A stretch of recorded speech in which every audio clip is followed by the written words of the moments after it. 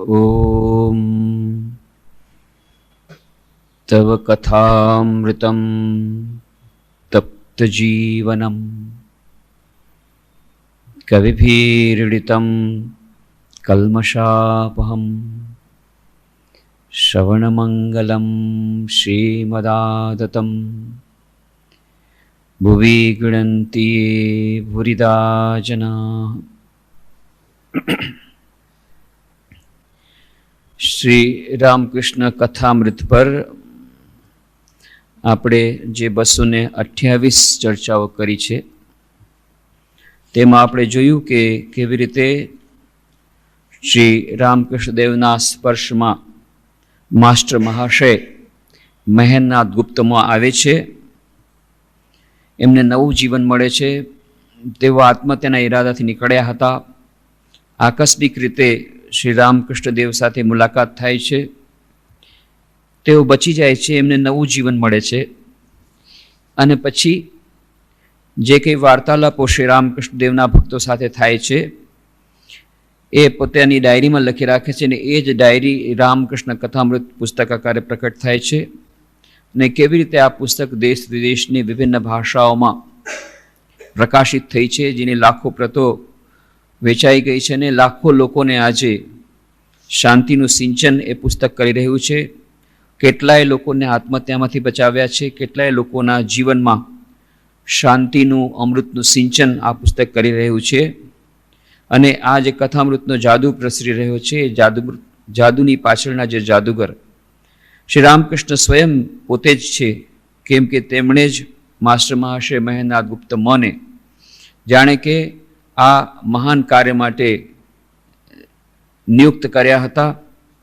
અને કેવી રીતે શ્રી રામકૃષ્ણ કથામૃતના છેલ્લા ભાગના છેલ્લા અંશનું પ્રૂફ રીડિંગ કરે છે, એ જ દિવસે ફલહારીની કાળી પૂજાને દિવસે માસ્ટર મહાશય મહેન્દ્રનાથ ગુપ્ત શ્રી રામકૃષ્ણ દેવના ચરણોમાં ચાલ્યા જાય છે અને દેહ વિલય એમનો થાય છે। બધી વાતો આપણે કરી હતી, અને એટલે જ આપણે કહ્યું હતું કે શ્રી રામકૃષ્ણ કથામૃત એનો જે જાદુ એ પાછળના જાદુગર જાણે કે શ્રી રામકૃષ્ણ પોતે જ છે।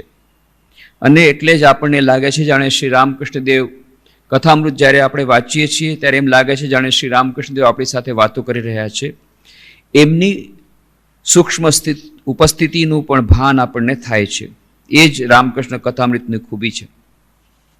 શ્રી રામકૃષ્ણ કથામૃતના પ્રથમ ભાગના 13મા ખંડના અધ્યાય 11માની ચર્ચા આપણે કરી રહ્યા છીએ, બાળકની શ્રદ્ધા નામના અધ્યાયની, કે જેમાં શ્રી રામકૃષ્ણ દેવ કલકત્તામાં અધરસેનને ઘેર પધાર્યા છે શનિવાર 22મી સપ્ટેમ્બર ઈસવીસન 1883।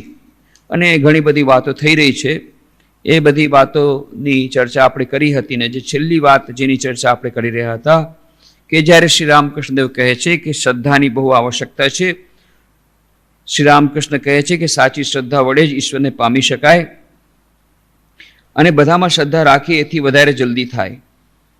ગાય જો વીણી વીણીને ખાય તો દૂધ ઓછું આપે, પણ દરેક પ્રકારનું ઘાસ પાન જે આવે તે ખાય તો ભર કરીને દૂધ દે। શ્રી રામકૃષ્ણ દેવની એ આગવી શૈલી છે। કહે છે કે ફક્ત એક જ વીણી વીણીને ખાય તો દૂધ આપે, જરૂર આપે, પરંતુ એટલું બધું ન આપે, પરંતુ એને છૂટી મૂકી દેવામાં આવે। ક્યારેક ઘાસ ખાય છે, પાન ખાય છે, જે આવે તે ખાય પોતાની મન ઈચ્છા પ્રમાણે, તો ભર કરીને દૂધ દે। એનો અર્થ છે જો પૂર્ણ પ્રમાણમાં શ્રદ્ધા હોય તો ઈશ્વરને જલ્દીથી પામી શકાય। રાજકૃષ્ણ બંદોપાધ્યાયના છોકરાએ વાત કરેલી કે એક જણને આદેશ થયો કે જો આ ઘેટામાં તારા ઈષ્ટને દેખીશ, અને એણે એમાં શ્રદ્ધા રાખી, કારણ કે સર્વભૂતોમાં ઈશ્વર જ રહ્યા છે, અને એ ઘેટાની અંદર જ ઈશ્વર જોવા માંડી ગયા, અને પછી એને ઈશ્વરના દર્શન થયા। ગુરુએ ભક્તને કહી દીધું રામ હી ઘટ મેં લેટા। એ વાત આપણે જાણીએ છીએ, જો રામ દશરથ કા બેટા, વહી રામ ઘટ મેં લેટા, वही राम है सबसे न्यारा, वही राम है जगत पसेरा। तो वही राम है घट घट में लेटा। जो राम दशरथ का बेटा, वही राम घट घट में लेटा। तो ये राम फक्त ये ईश्वर ए अयोध्याना राजा नहीं, पण घट घट में लेटा। દરેકે દરેક જગ્યાએ એ ઈશ્વર નિવાસ કરી રહ્યા છે. ગુરુએ ભક્તને કહી દીધું છે. ભક્તને એ સાથે જ શ્રદ્ધા બેઠી ગઈ કે બધામાં ઈશ્વર છે. એક કૂતરું તેની રોટલી લઈને ભાગવા માંડી ગયું એટલે ભક્ત ઘીનું વાસણ હાથમાં લઈને પાછળ પાછળ દોડવા લાગ્યા અને બૂમ પાડવા લાગ્યા કે હે રામ, જરા ઉભા રહો, રોટલીમાં ઘી ચોપડ્યું નથી. એ કૂતરામાં પણ એ એમના ઈષ્ટ દેવતા રામને જુએ છે. એટલી બધી શ્રદ્ધા બેસી ગઈ. ગુરુએ કહ્યું છે બધામાં રામ છે. અચ્છા, તો આ કૂતરું છે એમાં પણ રામ છે. તો એ કૂતરું રોટલી ઉપાડી ગયું તો એની પાછળ દોડે છે, રામ આ રોટલીમાં ઘી ચોપડવાનું ભૂલી ગયો, જરા ઘી ચોપડીને લઈ જાઓ.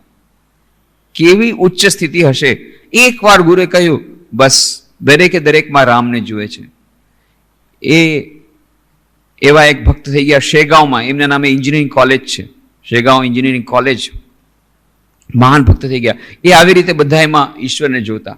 શેગાંવ મહારાષ્ટ્રમાં આવ્યું, નાગપુરની પાસે, વર્ધાની પાસે. તો ત્યાં પણ આવી જ વાતો સાંભળી એ યોગીના વિશે કે એવી એમની દશા હતી કે બધામાં ઈશ્વરને જોતા અને આવી રીતે એ કૂતરાની સાથે પણ બેસીને ખાતા.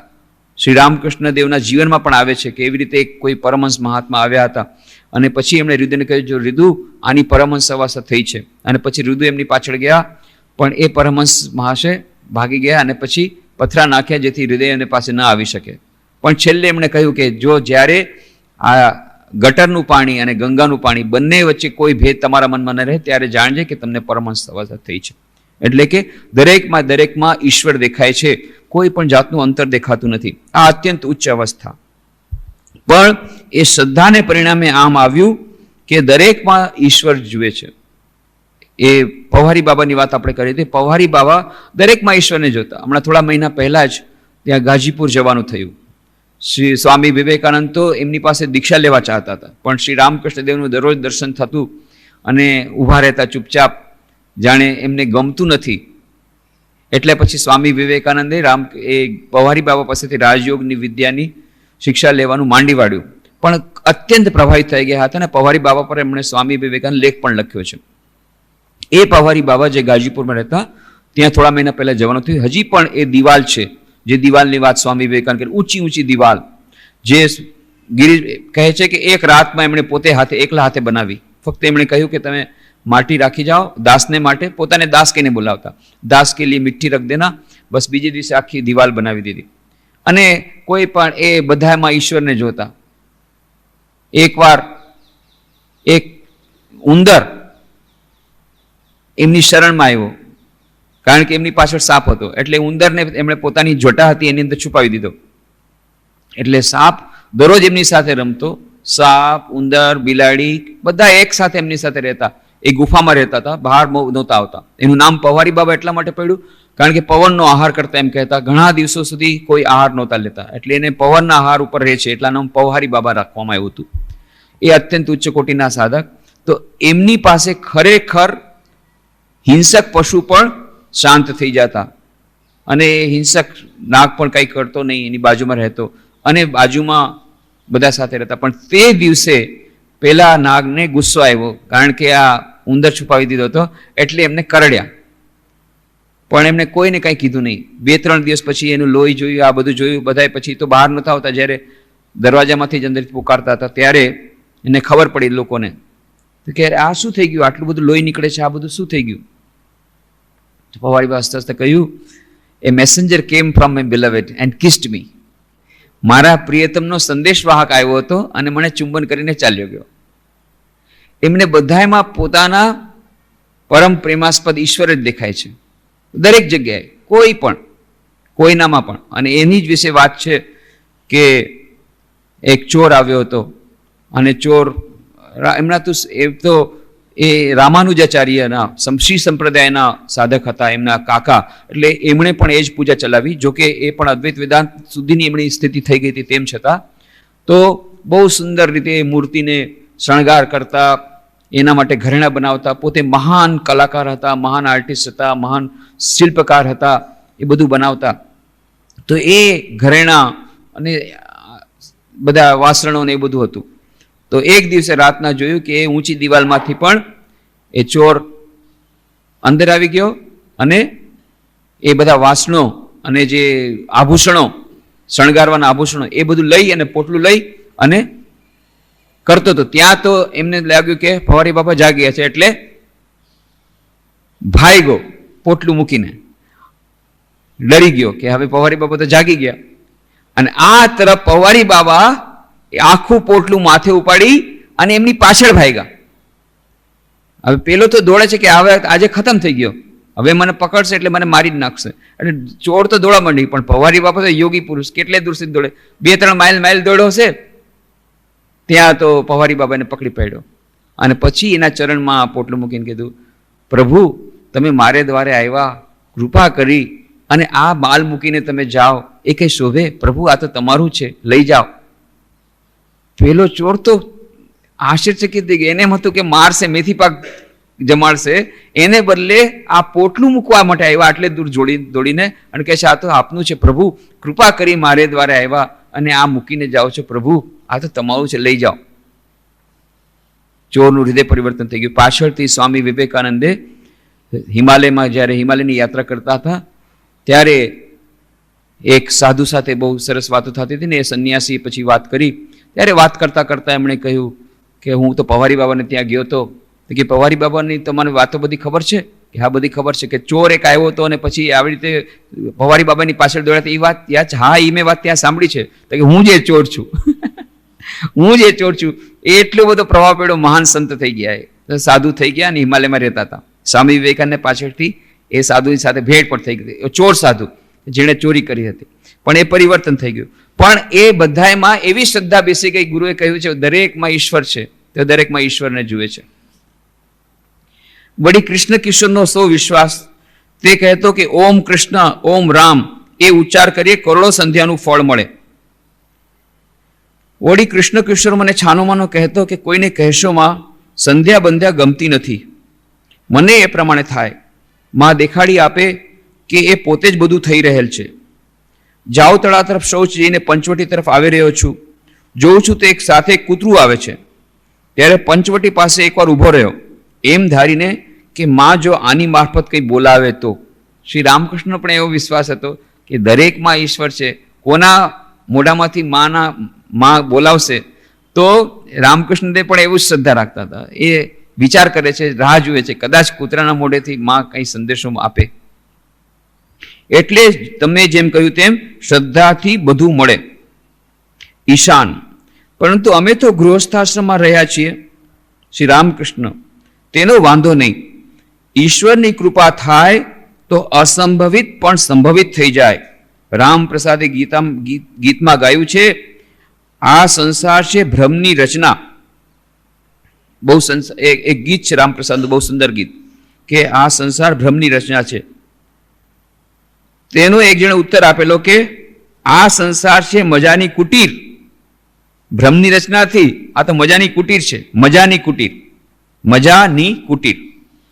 જનક રાજા મહાતેજા, તેને હતી નહીં કશીએ ત્રુટી, આણી ગમ તેણી ગમ બે ગમ રાખી, પીધી હતી તેણે દૂધની વાટી.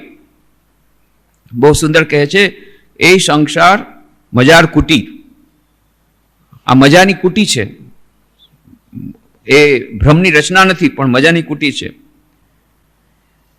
આમે ખાઈ દઈ આર મજા લૂટી, એ સંસાર મજાર કુટી, આમી ખાઈ દઈ મજા લૂટી. જનક રાજા મહાતેજા, તાર छिलो કિશે ત્રુટી, સે એદિક ઓયદિક દ્વિદિક રેખે, ખે छिलो દૂધેર બાટી. એનો અનુવાદ કર્યો છે, જનક રાજા મહાતેજા, તેને હતી નહીં કશીએ ત્રુટી, આણી ગમ તેણી ગમ બે ગમ રાખી, પીધી હતી તેણે દૂધની વાટી. જનક રાજા એ સંસારમાં હતા, છતાં ઉચ્ચ જ્ઞાન ધરાવતા, અદ્વૈતનું જ્ઞાન ધરાવતા, ઉચ્ચ જ્ઞાન ધરાવતા, આધ્યાત્મિક રીતે પણ એટલા જ મહાન હતા. અને આ તરફ રાજકાજ પણ સંભાળતા રાજા પણ હતા. સંસારનું પણ સુખ લીધું, આધ્યાત્મિક સંસારનું પણ સુખ લીધું, લૌકિક સંસારનું પણ સુખ લીધું, અલૌકિક સંસારનું પણ સુખ લીધું, બંનેનું સુખ લીધું, બંનેની મજા લીધી. એટલે કે છે જનક રાજા મહાતેજા, તેને હતી કશી, તેને નહોતી કોશી ત્રુટી, એને કોઈ ત્રુટી નહોતી. આણી ગમ તેણી ગમ બે ગમ રાખી, પીધી હતી તેણે દૂધની વાટી. એટલે બંને તરફની એને મજા લૂંટી હતી. તો પરંતુ પહેલા ગુપ્ત રીતે એકાંતમાં સાધના કરી ઈશ્વર પ્રાપ્તિ કરીને સંસારમાં જનક રાજા થવાય. એ વિના કેમ કરીને થવાય? પણ જનક રાજા અમસ્તું નથી થઈ જવાતું. એના માટે તપસ્યા કરવી પડે. કહે છે એકાંતમાં સાધના કરવી પડે. સ્વામી વિવેકાનંદ કહે છે કે બધાય તો આજકાલ જનક રાજા થવા માંડે છે. જનક રાજાનો બીજો અર્થ છે જે જનક એટલે કે જન્મ આપે, કે પુત્રોનું ઉત્પાદન કરીને જ કંઈ જનક રાજા ન થવાય. સ્વામી વિવેકાનંદ કહે છે કે માત્ર જનક એટલે જનક થઈ ગયા એટલે કે પુત્રનું ઉત્પાદન કર્યું એટલે એનાથી કંઈ જનક રાજા ન થવાય. એના માટેની સાધના કરવી પડે. તો કહે છે શ્રી રામકૃષ્ણ એકાંતમાં સાધના કરી ઈશ્વર પ્રાપ્તિ કરીને સંસારમાં જનક રાજા થાય. એ વિના કેમ કરીને થવાય? જોને કાર્તિક, ગણેશ, લક્ષ્મી, સરસ્વતી બધાય છે, પરંતુ શિવ ક્યારેક સમાધિભગ્ન તો ક્યારેક રામ રામ કરીને નૃત્ય કરે. તો શ્રી રામકૃષ્ણ દેવ બહુ સુંદર વાત કહે છે, ઈશ્વરની કૃપા થાય તો અસંભવિત પણ સંભવિત થઈ જાય. કહે છે અમે તો ગૃહસ્થ આશ્રમમાં રહ્યા છીએ. ઈશાનચંદ્ર મુખોપાધ્યાય કહે છે અમે ગૃહસ્થ આશ્રમમાં રહ્યા છીએ. શ્રી રામકૃષ્ણ તેનો વાંધો નહીં. ઈશ્વરની કૃપા થાય તો અસંભવિત પણ સંભવિત થઈ જાય.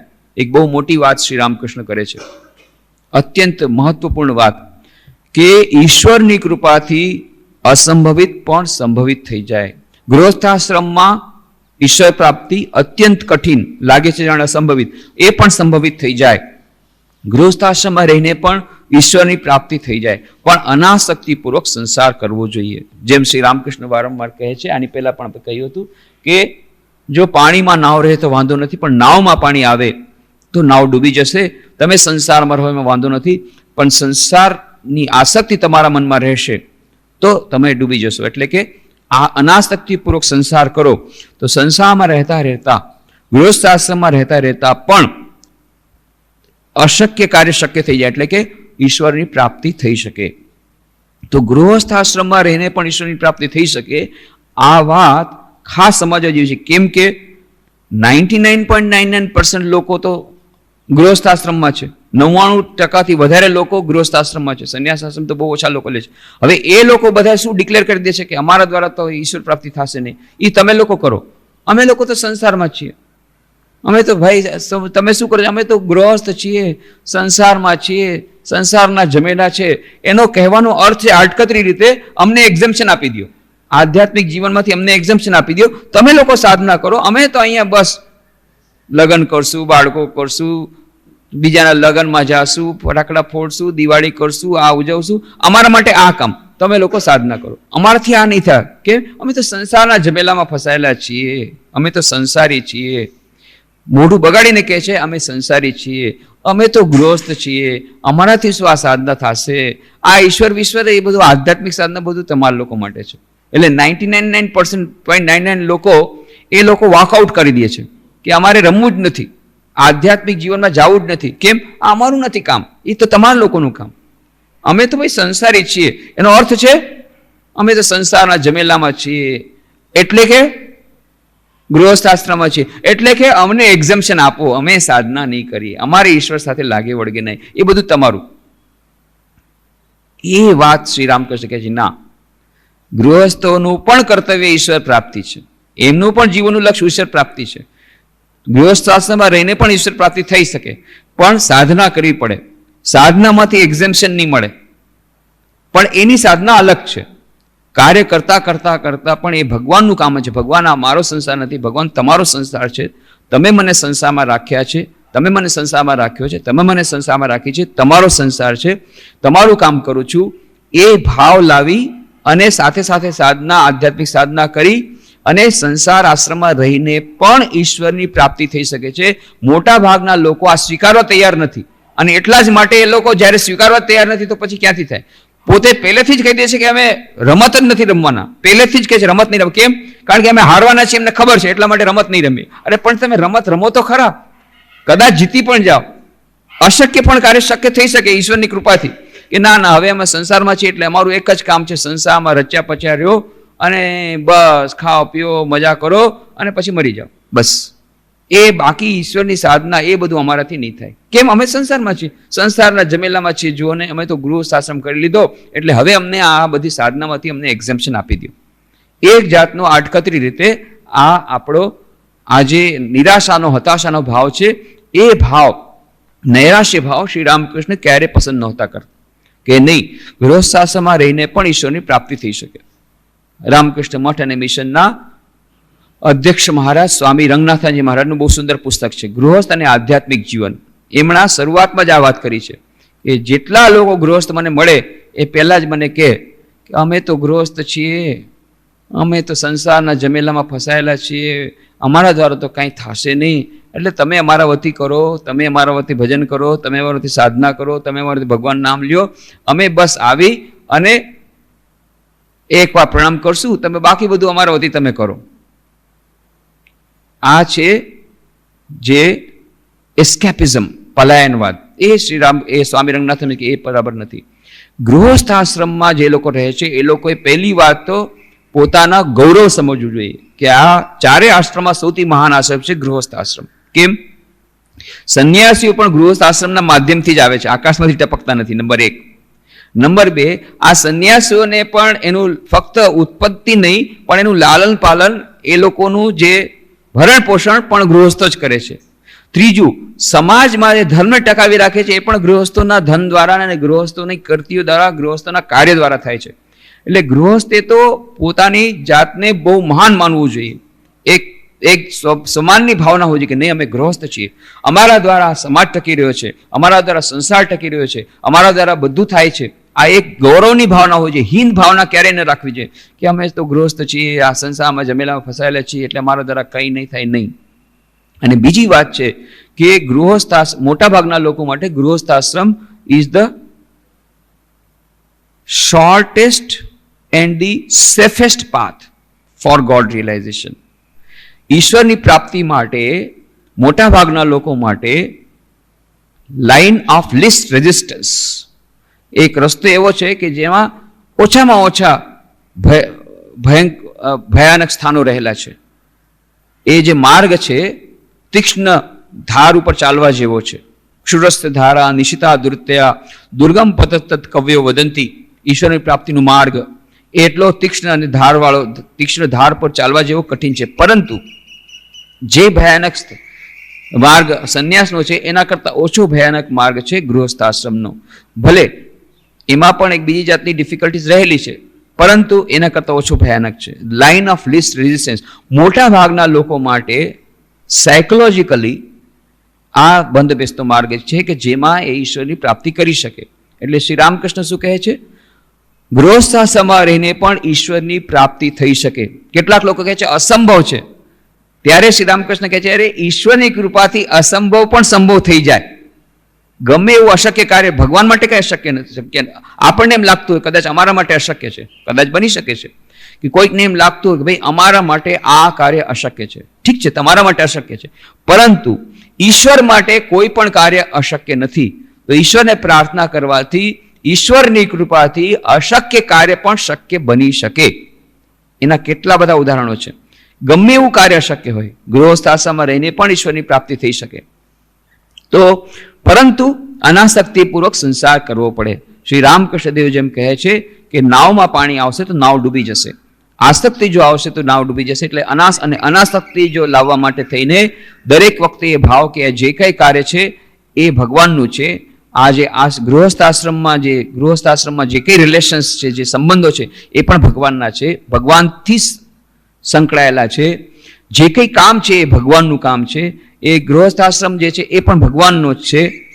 આ બધું જો એ વારંવાર સમજાવવામાં આવે, એના માટે થઈને ભગવાનની પ્રાર્થના કરવામાં આવે, મંત્ર જાપ કરવામાં આવે, ધ્યાન કરવામાં આવે, ઈશ્વરની એ આધ્યાત્મિક સાધના કરવામાં આવે, તો એ ધીરે ધીરે ગૃહસ્થાશ્રમમાં રહીને પણ ઈશ્વરની પ્રાપ્તિ અવશ્ય થઈ શકે છે. આ શ્રી રામકૃષ્ણ વારંવાર કહે છે.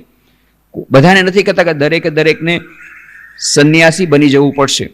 એક સ્થિતિ એવી આવશે નેચરલી, એક કુદરતી રીતે એક એવી આવશે કે ત્યાગ થઈ શકશે. પરંતુ ત્યારે શ્રી રામકૃષ્ણ કહે છે ત્યાગ બે પ્રકારના, અંતરનો ત્યાગ, બહારનો ત્યાગ. અંતરથી જ પછી બધું ત્યાગ કરવાની વૃત્તિ પોતાની મેળે આવશે.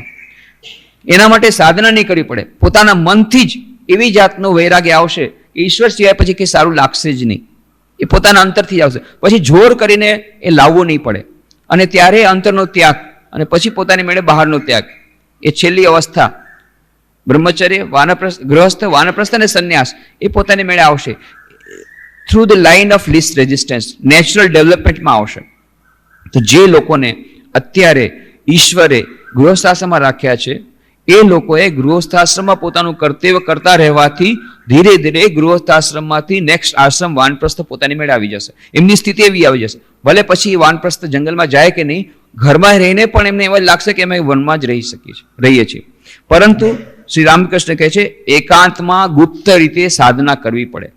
તો ઘણા લોકો કહે છે ભાઈ આજકાલ તો જંગલમાં જવાતું નથી, ઘણી એવી સોશિયલ કન્ડિશન્સ છે, સામાજિક એવી પરિસ્થિતિ છે કે અમે ઘર બહાર છોડીને જઈ શકતા નથી, એવી જાતના કર્તવ્ય કર્મો છે, કાં તો નોકરી છે, સંસારની બધા કર્તવ્યો છે, જવાબદારીઓ છે, એમાંથી છૂટીને અમે જંગલમાં જઈ શકતા નથી. કંઈ વાંધો નહીં, શ્રી રામકૃષ્ણ કહે છે તમે ન જઈ શકો, એક વર્ષ ન જઈ શકો, 1 મહિનો જાઓ, 1 મહિનો ન જઈ શકો 15 દિવસ જાઓ, 15 દિવસ ન જાઓ તો 3 દિવસ રહ્યો એકાંતમાં, અને એ પણ ન જઈ શકો તો ઘરમાં જ ધ્યાન કરો વનમાં, અને પછી કીધું છે મનમાં અને ખૂણામાં. તો ખૂણામાં બેસીને ધ્યાન કરો. એક એવો ખૂણો લઈ લ્યો કે જ્યાં કોઈની નજર ન જાય, પડદો લગાડી દો, અલગ પાર્ટીશન ન થાય, એક પડદો લગાડી દો, ત્યાં બેસીને ધ્યાન કરો. બાકી બધા જ્યારે સૂતા હોય ત્યારે તમે ધ્યાન કરો, બાકી બધા જ્યારે કામ કરતા ત્યારે તમે સૂઈ જાઓ. એવી રીતે ટાઈમ એક એડજસ્ટ કરી લ્યો. તો ઘરમાં રહીને પણ, ખૂણામાં રહીને પણ એકાંત સેવી શકાય છે, સાધના કરી શકાય છે. પણ અનાસક્તિ બહુ જરૂરી છે. અનાસક્તિપૂર્વક સંસાર કરવાથી અશક્ય કાર્ય પણ શક્ય થઈ જશે. ગમે એવું અશક્ય કાર્ય, અસંભવિત કાર્ય પણ સંભવિત થઈ જશે. આ શ્રી રામકૃષ્ણે કેટલી મોટી વાત કરી દીધી. ઈશ્વરની કૃપાથી ગમે એવું અશક્ય કાર્ય આપણને અત્યારે અશક્ય લાગે છે એ શક્ય થઈ જશે. શ્રી રામકૃષ્ણ દેવ દક્ષિણેશ્વરમાં હતા અને એક બેન આવીને કહે છે બહુ મોટો પ્રોબ્લેમ. એના પતિ દેવતા ખૂબ દારૂ પીએ, બધી જાતના લક્ષણો છે, એક પણ લક્ષણ બાકી નથી. ખૂબ દારૂ પીએ અને રોજ મારે, પીટે, કૂટાકૂટ કરે. અને આ બેન તો બિચારી સાવ ભક્તિમતી, ભગવાનને પ્રાર્થના કરે છે અને પતિ માટે તેમ છતાં એક પતિવ્રતા છે, સતી છે, દરરોજ ભગવાનને પ્રાર્થના કરે છે ભગવાન મારા પતિને સુમતિ આપો, બીજું કાંઈ નહીં. આ બધો માર સહન કરી લે છે. એક ભારતીય જે નારી, આદર્શ ભારતીય નારી, પ્રાચીન નારીનું અદ્ભુત ઉદાહરણ એ સ્ત્રી. શ્રી રામકૃષ્ણ કહે છે કૃપા કરો. શ્રી રામકૃષ્ણ કહે છે કે જો ભાઈ મારામાં કંઈ તાકાત નથી આવું બધું કરવાની, પણ ત્યાં સામે નવબતખાનામાં એક સ્ત્રી રહે છે, એની પાસે બહુ આધ્યાત્મિક પાવર છે, એની પાસે જાઓ. મા શારદા પાસે મોકલે છે. મા શારદા બિચારા તો કોઈ દિવસ કોઈને દીક્ષા આપી નથી, મંત્ર દીક્ષા કોઈને આપી નથી, કાંઈ આપ્યું નથી.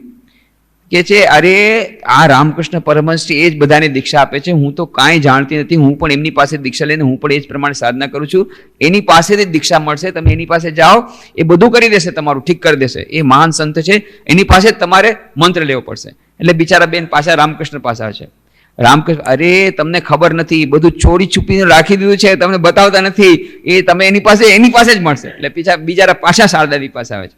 શારદાદેવી કહે છે અરે મેં તમને કીધું ભાઈ રામકૃષ્ણ મેં કોઈ દિવસ કોઈની દીક્ષા આપી નથી, રામકૃષ્ણ જ આપશે. પાછા રામકૃષ્ણ પાસે 3 વાર ફર્યા. પછી મા શારદાદેવીને બહુ દયા આવી ગઈ, કોઈ દિવસ કોઈની દીક્ષા આપી નહોતી. અને આ આવી આફત પણ ઓલી બેનની બિચારીને આટલી તકલીફ છે. પછી બિલ્વપત્ર લીધું, એમાં રામકૃષ્ણનું નામ લખ્યું કે જા આ મંત્રો જાપ કર, આનાથી તારી બધી સમસ્યાનું સમાધાન થઈ જશે. અને પહેલી બેને 12 વર્ષ સુધી અખંડ નામ જપ કર્યો, 12 વર્ષ સુધી, અને આ બધી તકલીફ સહન કરી. એ દારૂ પીને આવે, મારે, બધું સહન કરે, પણ બસ એક જ કામ, મંત્ર જાપ, મંત્ર જાપ, મંત્ર જાપ, મંત્ર જાપ, બીજું કાંઈ નહીં, મંત્ર જાપ, ભગવાન નામ લે છે. 12 વર્ષ પછી દિવસ આવ્યો અને એનો પતિ આવે છે રામકૃષ્ણદેવ પાસે, અને એનો મિત્ર પણ એના કરતા મહાન ગિરીશચંદ્ર ઘોષ.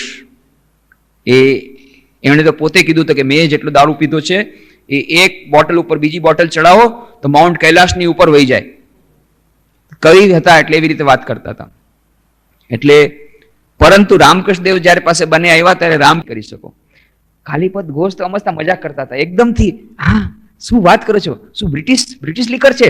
અરે બ્રિટિશ તો કાંઈ નહીં એની સામે, એના કરતા વધારે પાવરફુલ છે. પણ આ છે ને કોઈ પીએ ને પછી એનો જિંદગીભર આખો નશો રહે, એવું જોરદાર છે. લઈ શકશો?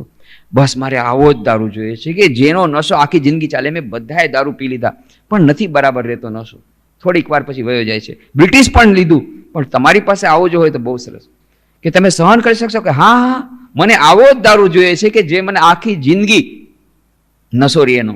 બસ શ્રી રામકૃષ્ણ દેવ સ્પર્શ કર્યો, એકદમ આંખમાંથી આંસુ જાય છે, આંસુ જાય છે, આંસુ જાય છે, આંસુ જાય છે, અને દિવસ રાત એ ભગવાનના નામમાં નશામાં મત્ત થઈ ગયા.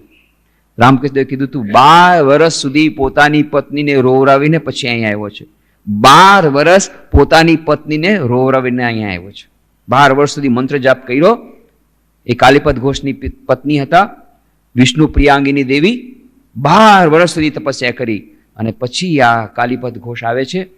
અને પછી તો મહાન ભક્ત થઈ ગયા. અને દાના કાલી કહીને કહેતા, એટલું દાન આપતા હતા. રામકૃષ્ણ એ મહાન મોટી કંપનીમાં મેનેજર હતા. મુંબઈમાં એમના જ ઘરે બધા રોકાતા. પાછળથી તો મહાન ભક્ત થઈ ગયા કાલીપદ ઘોષ. શ્રી રામકૃષ્ણ ભક્ત માલિકા ગ્રંથમાં બીજા ભાગમાં એમનું જીવન મળશે કાલીપદ ઘોષ. આ તો 100 વર્ષ પહેલાની વાત. થોડાક વર્ષો પહેલા એક બેન હતા, પહેલા મુંબઈમાં રહેતા હતા, પછી પાછળથી ગુજરાતના એક શહેરમાં આવ્યા. શહેરનું નામ હું નહીં આપું. પરંતુ એમને આવી જ સમસ્યા.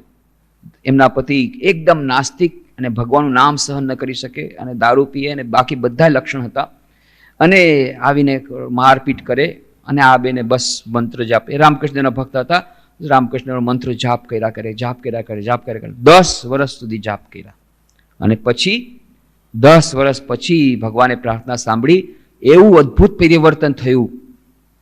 જે વ્યક્તિ રામકૃષ્ણનું નામ સાંભળી શકે નહીં, રામકૃષ્ણ મિશનનું નામ સાંભળી શકે નહીં, એની પત્નીને કોઈ દિવસ આશ્રમમાં જવા દે નહીં. ખબરદાર જો આશ્રમમાં પગ મૂક્યો છે તો એ ચોરી છુપીથી વર્ષે એકવાર ભગવાનનું એ આશ્રમમાં જાય. એ જ પતિ દેવતા કહે છે જ્યારે નવું મકાન બનાવ્યું છે કે મકાનમાં સૌથી પહેલા રામકૃષ્ણ દેવનું મંદિર રહેશે. એના માટે અલગ મંદિર બનાવ્યું નાનકડું. અને એટલું જ નહીં કે એ ઉદ્ઘાટન રામકૃષ્ણ મિશનના સંન્યાસી થશે. અને રામકૃષ્ણ સંન્યાસી મારી બાજુમાં બેસે, હું ડ્રાઈવ કરીશ. બહુ સરસ એમની કાર હતી, બહુ મહાન, એ ખૂબ ધનવાન માણસ હતા. Air condition car, first class car, હું પોતે ચલાવીશ અને પોતે મારી બાજુમાં સંન્યાસીને બેસાડીને લઈ આવીશ. એમના હાથેથી આ મકાનનું ઉદ્ઘાટન કરાવશું. સૌથી પહેલા આ રામકૃષ્ણ દેવની પ્રતિષ્ઠા કરાવશું. આટલું પરિવર્તન હજી પણ થોડું ચાલુ જ છે. જોકે દારૂનું હજી પૂરું બંધ થયું નથી એનું, પણ મારપીટ બંધ. મહાન ભક્ત બની ગયા. બેસે છે, રામકૃષ્ણનું નામ લે છે, આશ્રમ આવે છે, પ્રણામી પણ આપે છે, પ્રણામ પણ કરે છે. ક્યાં પેલા તો નામ સાંભળીને ગરમ થઈ જતા. કોઈ દિવસ રામકૃષ્ણ સાધુનું નામ લેતો, રામકૃષ્ણ મિશનનું નામ લેતો નહીં, નામ લેતી નહીં, આશ્રમ નામ લેતી નહીં, ભગવાન નામ લેવાનું નહીં. આ હમણાં થોડાક વર્ષો પહેલાની વાત. હજી કેટલા કેટલા કેસ જોયા. એક બેનને શારદા મઠ જવું હતું, એના માતા પિતા કહે છે મરી જા. એ અમને પણ આવું અપમાન અમે સહન નહીં કરશે. સમાજવાળા અમને શું કહેશે કે આવી રીતે સંન્યાસીને બનાવી દીધી. નહીં, તું મરી જા, એમાં અમને કાંઈ વાંધો નથી, પણ સંન્યાસી તને નહીં બનાવવા દઈએ. રડતી રડતી આવે. મેં કીધું કાંઈ વાંધો, પ્રાર્થના મંત્ર જાપ કરો, મંત્ર જાપ કરો, ભગવાનને પ્રાર્થના કરો, ઠીક થશે એક દિવસ. અને આવી રીતે 2 વર્ષ સુધી એણે કન્ટિન્યુઅસ મંત્ર જાપ કર્યા. એના મમ્મી માની ગયા. મમ્મી પોતે જઈ અને શારદા મઠમાં મૂકી આવ્યા. જોકે એના પિતાજી હજી પણ ગરમ છે, પણ હવે પિતાજી બિચારા એકલા શું કરે, ઘણો ગરમ થાય. પછી હવે પિતાજી પણ આવી ગયા. હવે ઊંધું થઈ ગયું. માતાજી તો પછી દેવલોક થઈ ગયા ને હમણાં પિતાજી થોડા દિવસ પહેલા આવ્યા હતા મળવા માટે. હવે એ ભગવાન નામ લેવા માંડી ગયા. અદ્ભુત પરિવર્તન. હવે કે છે ના, મારી સામે જ શારદા મઠમાં એ હવે સંન્યાસીની બની ગઈ છે, બ્રહ્મચારીણી છે. એની સાથે વાત કરી, મન આખું બદલાઈ ગયું. કેટલા કેટલા કેસ જોયા કે ભગવાનનું નામ લેવાથી, ભગવાનની પ્રાર્થના કરાવથી, ભગવાનની કૃપાથી અશક્ય કાર્ય પણ અસંભવિત કાર્ય સંભવિત થઈ જાય. દરરોજ કેટલા કેસ આવે છે. પરંતુ પ્રાર્થના કરવી પડે, વ્યાકુળતાપૂર્વક પ્રાર્થના કરવી પડે, ધૈર્યપૂર્વક પ્રાર્થના કરવી પડે. 1 દિવસ 2 દિવસ કાલીપદ ઘોષની સ્ત્રી 12 વર્ષ તપસ્યા કરી. પહેલા બેને તો 10 વર્ષ કરી. કેટલાકને તો 1 વર્ષમાં જ ફળ મળી જાય છે, કેટલાકને 2 મહિનામાં ફળ મળે છે આજે પણ. પરંતુ ફળ મળે છે, પણ અશક્ય કાર્ય શક્ય થઈ જાય છે ભગવાનની કૃપાથી. આ તો કેટલા બધા કેસ જોયા. શ્રી રામકૃષ્ણને કેટલી મોટી વાત, મહાન વાત એમણે કહી દીધી એક જ વાક્યમાં કે ઈશ્વરની કૃપા થાય તો અસંભવિત પણ સંભવિત થઈ જાય. પણ શરણાગત થવું જોઈએ. સર્વધર્માન પરિત્યજ્ય મામેકમ શરણમ વ્રજ અહમ ત્વા સર્વપાપેભ્યો મોક્ષિષ્યામિ મા શુચ. ગીતામાં ભગવાન શ્રી કૃષ્ણ દેવે એક આ કેટલી મોટી બાહેંધરી આપી દીધી. બાહેંધરી, પ્રોમિસ, એકદમ પ્રોમિસ. આ તો આપણા ઓર્ડિનરી લોકનું પ્રોમિસ નથી. પ્રોમિસ આપી દીધું, તું ચિંતા નહીં કર, હું બધો તારો ભાર લઈ લઈશ, તું ચિંતા નહીં કર. મા શુચ સર્વધર્માન પરિત્યજ્ય મામેકમ શરણમ વ્રજ અહમ તા સર્વપાપેભ્યો મોક્ષિષ્યામિ મા શુચ. હું બધું તારું પાપ દૂર કરી દઈશ. આવી રીતે આપણી પાસે મહાન વાત શ્રી રામકૃષ્ણ રાખે છે. અસંભવિત કાર્ય પણ સંભવિત થઈ જાય. બાકીની ચર્ચા આપણે આવતા રવિવારે નહીં, એના પછીના રવિવારે નહીં, પણ 5 તારીખે કરશું. આજે અહીં જ વિરમીએ. ઓમ શાંતિ શાંતિ શાંતિ. હરિ ઓમ તત્સત. શ્રી રામકૃષ્ણાર્પણમસ્તુ.